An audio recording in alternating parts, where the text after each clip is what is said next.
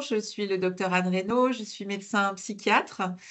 Mais avant d'être médecin psychiatre, j'ai été médecin urgentiste et généraliste, et donc j'ai été au cœur des familles.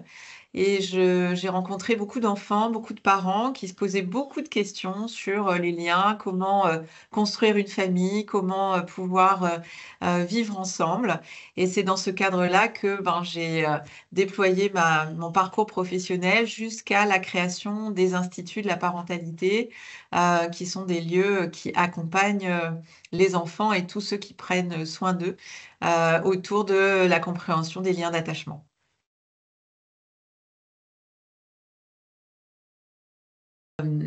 Alors la parentalité, c'est un terme assez complexe où chacun va mettre finalement ses propres idées, ses propres images, sa propre culture aussi, hein. Les parentalités ne sont pas les mêmes d'un lieu, d'un pays, d'une région à une autre.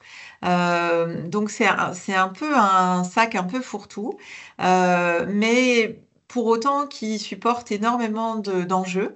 On voit toutes les actions de soutien à la parentalité qui sont proposées. Et puis, on a surtout de plus en plus conscience de l'importance de la place du parent dans le développement de l'enfant. Et c'est vraiment dans ce cadre-là que j'ai décidé d'ailleurs d'appeler les instituts de la parentalité. C'était avec beaucoup d'humilité, mais aussi l'envie qu'on puisse aller explorer ce terme et se dire qu'est-ce qu'on va mettre derrière, parce que j'entends autant de définitions que je rencontre de gens et d'équipes. Donc, moi, je viens juste dire, être parent, ça n'a pas l'air d'être facile du tout aujourd'hui, c'est même de plus en plus compliqué. Et comment on va regarder les parents différemment pour pouvoir les soutenir et les aider du mieux qu'on peut.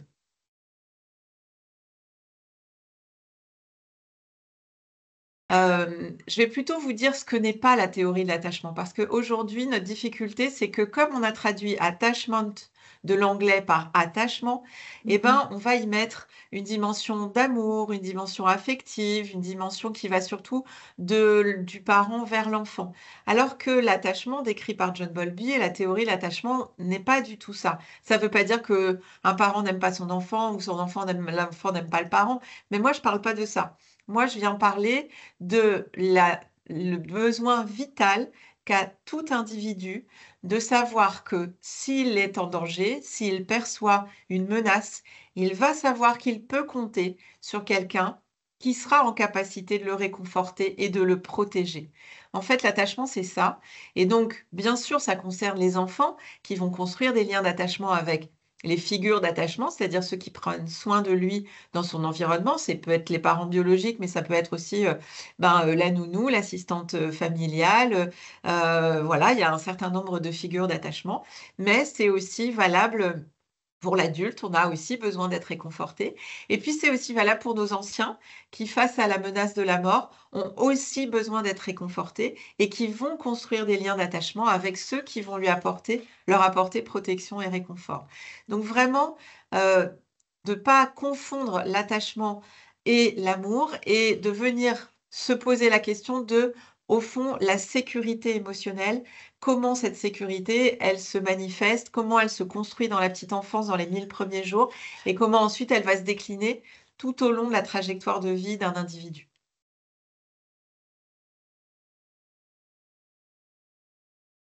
Aujourd'hui, soutenir la parentalité, c'est un vrai défi.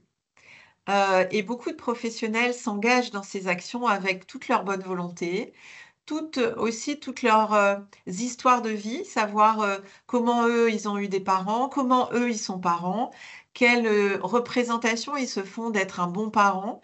Et en fait, on n'est pas formé aujourd'hui au soutien à la parentalité. Et donc, beaucoup, ils vont en disant, moi, j'ai été parent, alors je vais les aider.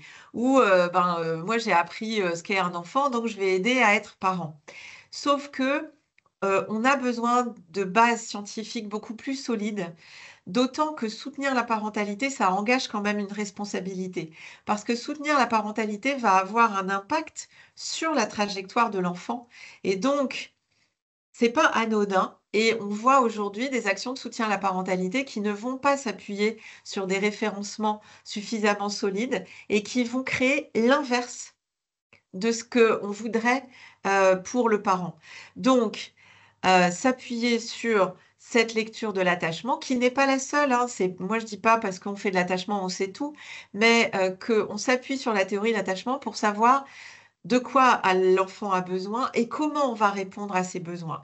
Parce que, ben, peut-être que dans certaines cultures, on a appris qu'il fallait laisser pleurer et puis dans d'autres, il faut pas. Dans certaines cultures, ben, on fait du co-sleeping, ça pose pas de souci et dans d'autres, c'est presque une grosse faute et c'est extrêmement mal jugé. Et en fait, la théorie de l'attachement, elle vient nous dire, bon, on va partir des besoins de l'enfant et on va voir comment on va soutenir le parent à mieux comprendre les besoins qu'a son enfant pour que du coup, il puisse vraiment être dans ce pouvoir d'agir, dans cette capacité, dans ses compétences parentales.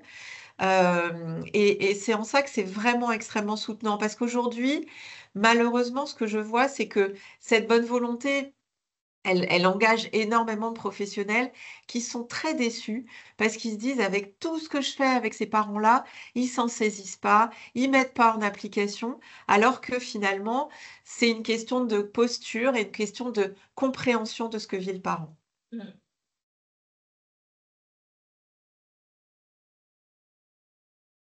Je pense que, il est essentiel que les familles aient accès à des réponses plurielles parce que tout le monde ne peut pas, imaginer avoir la réponse au même endroit Mmh. et je trouve que la richesse et la diversité des associations, est l'occasion de pouvoir accompagner un grand nombre de parents et de familles et de figures d'attachement. Nous, en fait, pour, répondre à et faire le pas de côté, on parle de figures d'attachement, auquel cas ben, parents biologiques, adoptants, tata, tonton et cetera, bah, on a une fonction et une responsabilité.